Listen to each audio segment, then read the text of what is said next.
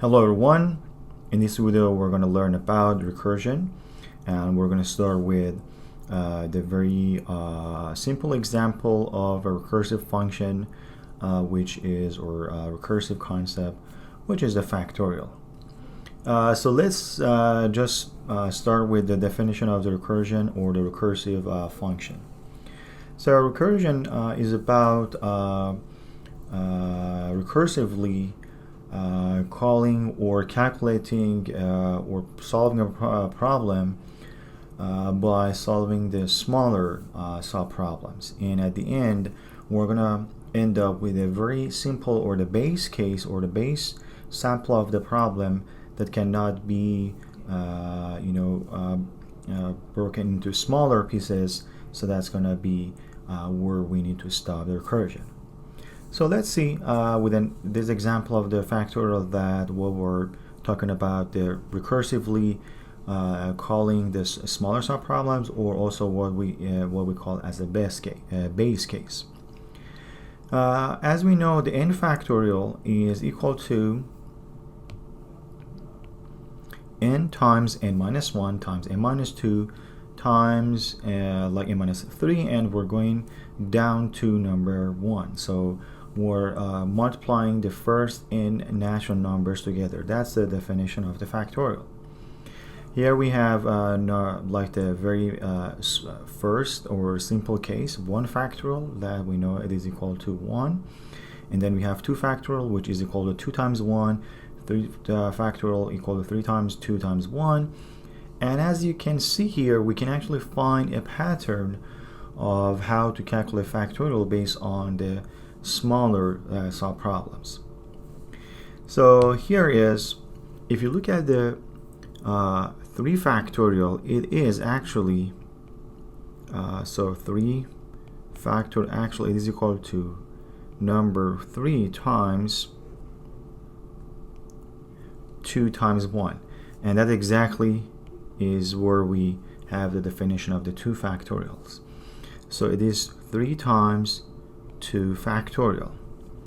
So if we follow this pattern, we're going to see that it is actually we can be generalized, or in other words, n factorial it is equal to n times n minus 1 factorial.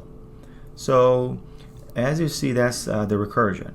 To calculate n factorial, so let me just the general formula. N factorial is equal to n times n minus 1 factorial, and for all n greater than 1. And we know that for 1 factorial the answer is 1. So that's what we call the base case, which we don't need any sort of the calculation. We know the answer. And then we have the n factorial, the recursive problem that is defined based on the smaller subproblem, which is n minus 1. So it is really easy to actually convert this concept or this definition to an actual code, or pseudocode. So what I'm going to do here, I'm going to write like my other videos, a code very similar to the Java language to implement the factorial. So we know that the return type of these factorial is a numeric one, is an integer number. Again, we're assuming that we don't care too much about the type, but it either can be a long integer or an integer. So we're saying it's a long, so it can store like the more or the like the bigger numbers. So long, let's call this one factorial for a number, let's say n, and n again maybe is an integer. Let's also include the data type. So n is an integer that we're going to calculate its factorial number. So we know that we know the answer for the very base case, which is when n is equal to 1. So here for all n greater than 1, and the base case is when n is equal to 1. So here simply we can say if n is equal to 1, then return number 1. and in the else statement, so else, what we need to do, as you see here, for the value n, we're multiplying the number n, so else, so we're going to return n times, and then here what we have after the multiplication operator, we have the n minus 1 factorial, which is another call to the factorial function. So it calls itself, so call the factorial function, and this time we're passing n minus 1 as the parameter. So that's that much simple to implement the factorial function using a recursive approach. So if n is equal to 1, if the parameter we're receiving is 1, so we're returning simple 1. Otherwise, we're going to return n times factorial of n minus 1. So now I'm going to show that how, if we run this program, okay, how actually the factorial is going to be calculated. Let's say that we have called the factorial of 5. So a call to factorial of number 5. So we know that at the very beginning n is equal to 5. So look at this function that we have here. Here we need to check if n is equal to 5, equal to 1 or not. As we see, because n is equal to 5 is not equal to 1, so we need to go to the else statement, which will return n times factorial of n minus 1. So we know that this will return n, which is 5, times factorial of n minus 1, which is 5 minus 1, which is 4. Now what we need to do, we need to calculate the factorial of 5 minus 1, or in other words, factorial of 4. So again, in this case, n becomes 4. So again, going here, check if n is equal to 1 is not.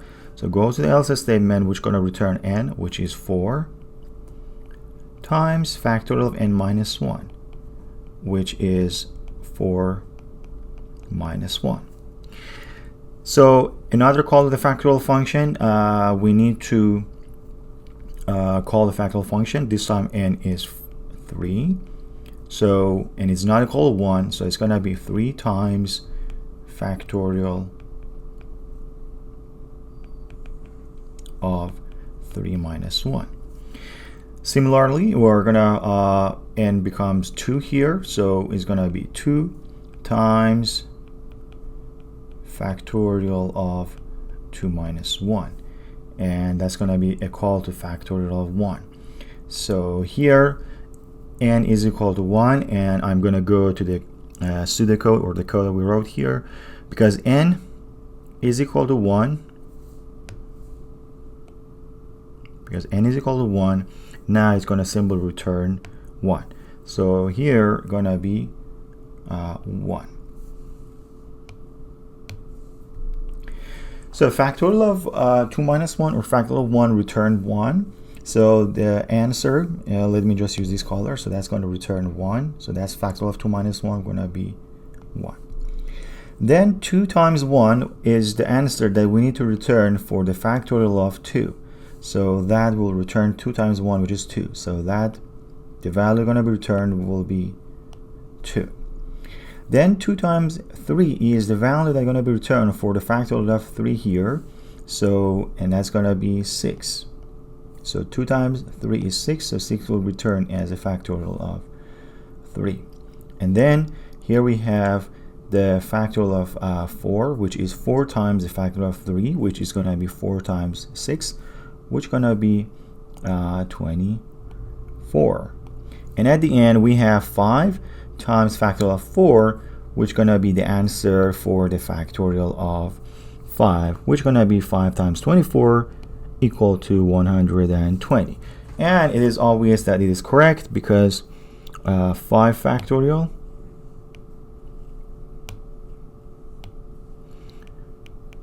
is equal to 5 times 4 times 3 times 2 times 1, which is equal to 120. So in other words, the way that the code works is like this. We wrote 5 factorial is equal to 5 times 4 factorial. And we know that 4 factorial is equal to 4 times 3 factorial. And we also know that 3 factorial is equal to 3 times 2 factorial. And we know that 2 factorial is equal to 2 times 1 factorial. And at the end, we know that 1 factorial is equal to 1. So these are all the like the lines that I use, and these red lines that I use, or red arrows, are here when we are returning the result here, and the result of this to here, and again the result of this to here, and so on. So that's how the recursive functions work in general. We need to find a pattern in solving the problem with a smaller sample size, and then also we need to find a base case. So the base case and a pattern to write the problem into smaller cases or smaller subproblems.